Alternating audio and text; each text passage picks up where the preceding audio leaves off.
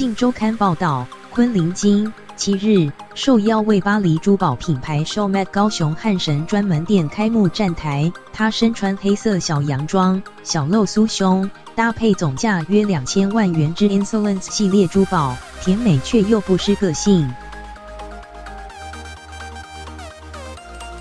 她表示最喜欢手上佩戴以蝴蝶结为造型的 Insolence 钻戒，直说很有小公主少女的感觉。女儿现在也很迷公主系列，特别是睡美人，而她因为跟小孩天天在一起，感觉又再过一次童年。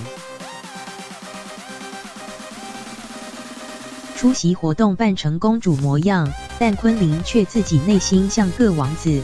爆料家里那位周董才是公主，还反问媒体：“她不一直都是公主吗？”她说：“她一直都蛮有少女心的。有次要帮小孩子准备交换礼物，她选了一个非常粉红的城堡，要给女儿当交换礼物，觉得城堡很 pink， 做得很细。”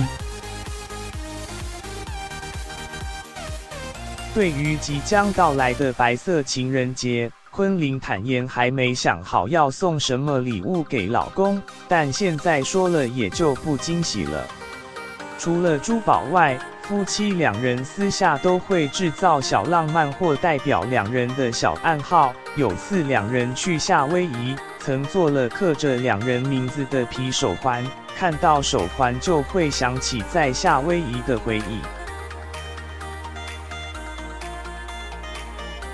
最可爱的是，小时候在高雄过的昆凌，今天一直叨念着想吃瑞丰夜市的表情符号难过蛋。她说：“好久没回到高雄，上次回来特地去买，竟然没开，让她好失望。这次回去前一定要买到。”她笑说：“他们生意很好，根本不用我宣传，只是带回台北就冷了，所以我要自己在车上吃光，没有要分他。”周董。